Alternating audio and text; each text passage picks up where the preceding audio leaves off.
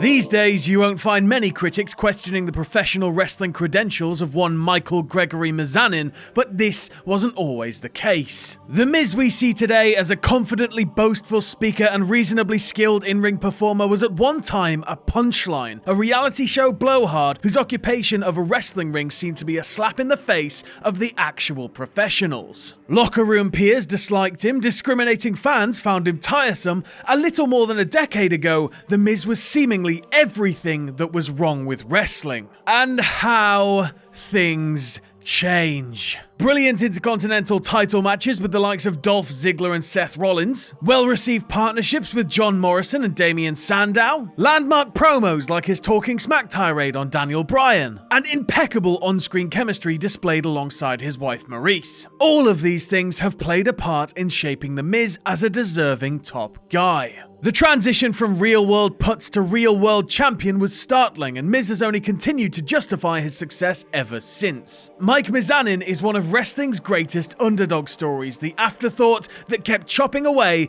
earning every golden spoil he's gained since. I'm Sam from Cultaholic.com, and here are 10 things you didn't know about The Miz. Join us! Number 10. Awesome versatility. The Miz came from rather simple beginnings, growing up in Parma, Ohio, just outside of Cleveland, where he'd have to wait until age 35 to see one of his favorite sports teams finally win a world championship. While The Miz sat through year after year of watching his Cleveland Cavaliers come up short in those pre-LeBron James years, he himself was dabbling with the hoops game on his own. While attending Normandy High School in Parma, The Miz was captain of both the basketball and cross-country teams, and those weren't his only activities at the school. He was also on the swim team, participated in the student government, and even helped edit the school's yearbook. And with all due respect to The Miz's underrated athletic abilities, it's probably easiest to imagine him taking part in school government out of all of those different things. If ever a person was destined to be argumentative with his peers as a possible career choice, it was definitely the loud and proud Miz. Number 9. Creating a monster. The Miz's first foray into fame came on The Real World Back to New York, which aired in the latter half of 2001. The series initially depicted Mike Mizanin as an energetic but naive 20-year-old who has much to learn about life outside of his small-town bubble. It was during the course of this series that The Miz began to manifest itself, as Mizanin drew upon his wrestling fandom to create an alter ego that was separate from who he was normally. According to Miz himself, the persona was invented as a means of coping with an environment that was uncomfortable to him. He was unliked by a number of his housemates and felt that he wasn't being listened to, so out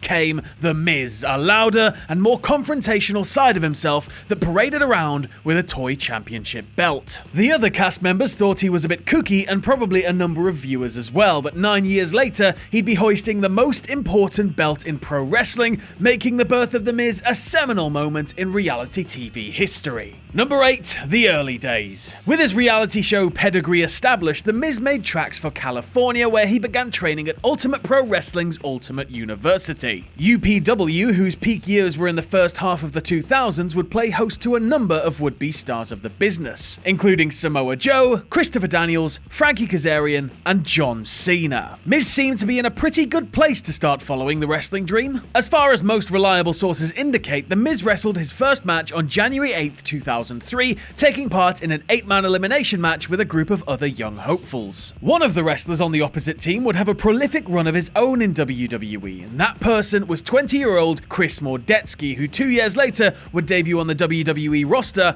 as Chris Masters. 3 months after that encounter, Miz would have a match against a fellow MTV alumnus in Kenny King, who had competed on the second season of WWE Tough Enough in 2002. The following year, in a cosmic coincidence, Miz would become a Tough Enough contestant himself. Number 7. Reality Unrealized. Miz would materialize on SmackDown in the spring of 2006 as something of a Ryan Seacrest type, incessantly hyping up the crowds as a faux-hawked host with enough boundless energy to fuel a major international city for 3 decades. It wouldn't be the best use of The Miz, but it did establish him as a punchable goofball, which is certainly better than being bland. Though, as the story goes, Miz's debut was supposed to go a very different way. Miz would note that he was supposed to debut as part of of a tag team with Tough Enough 3 winner Matt Cappotelli, and the two were to be known as Reality Check, riffing on their respective Tough Enough forays and Miz's real-world heritage. However, it was grim reality that would intervene, as Cappotelli was diagnosed with astrocytoma, a form of brain cancer, in early 2006. Cappotelli's career would end as a result of the diagnosis, and he would sadly pass away in June 2018. Miz, who would coincidentally form a duo with Cappotelli's co-Tough Enough winner John Hennigan, noted after Cappotelli's death that his former partner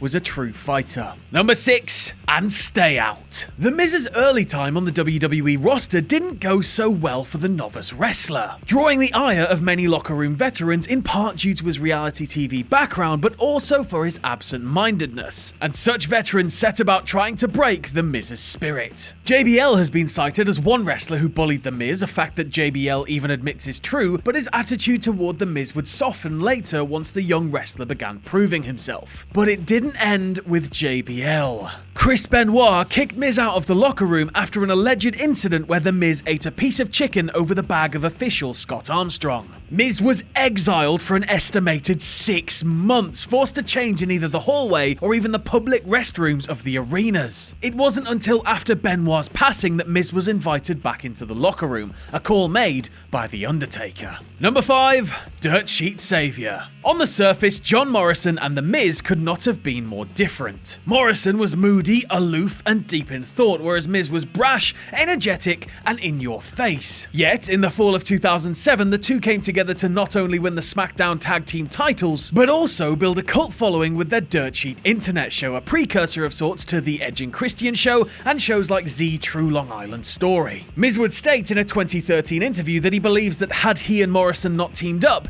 he would have been fired from WWE within the year. He'd failed to make any sort of headway outside of being an undercard annoyance, but the partnership with the Shaman of Sexy would bring out the best in both men. Their obvious chemistry, despite playing diametrically opposed characters, would guide both men to high levels of stardom, both of whom being very well regarded as active wrestlers to this day. Number 4. Big Money Monday. The apex of The Miz's career came on November 22nd, 2010, when he toted his Money in the Bank briefcase on Monday Night Raw, taking advantage of hobbled WWE Champion Randy Orton and capturing the gold in a matter of minutes. All of the doubters, the bullies, and the critics no longer had a leg to stand on, as Mike Mizanin was the WWE Champion less than 5 years after his main roster debut. And Miz's cash-in was a unique one.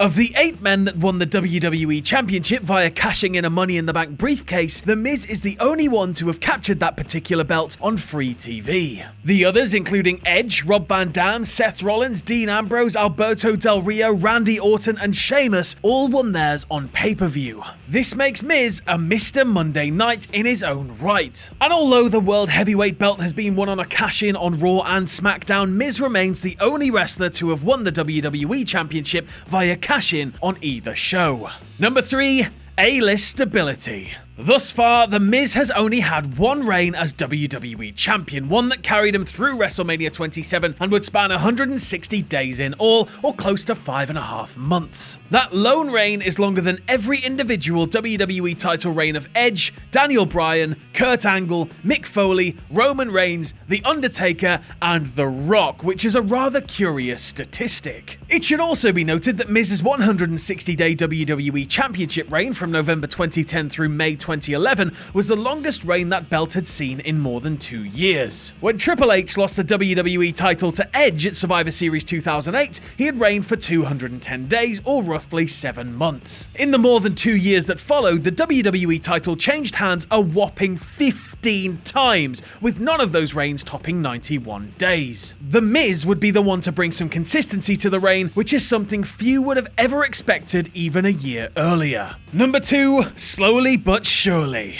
From the time that Miz ended up teaming with Morrison, fans could see steady improvement in his ring work, a benefit of having a highly skilled athlete to work alongside on a regular basis. Miz's confidence clearly grew, and when he broke out as a single star in 2009, he showed that he was just as capable of standing on his own 2 feet, looking strong in matches against Morrison, Kofi Kingston, MVP, and many others. The readership of the Wrestling Observer newsletter took notice of the leaps and bounds Miz made in this time frame, and in the annual awards named Miz the most improved improved wrestler in 2 consecutive years. For both 2008 and 2009, Miz was voted by the majority as the most improved wrestler, something that only one other wrestler has done twice, and that wrestler was Brock Lesnar, who also took the award in consecutive years back in 2002 and 2003. Considering that Miz was treading water in 2007, facing a possible release due to his low standing, the manner in which he kept turning heads is quite astounding. And number 1, Intercontinental Divide. With so much talk about The Miz's time as a world and tag team champion, his visibility in the Intercontinental title scene has been undermentioned to this point, so let's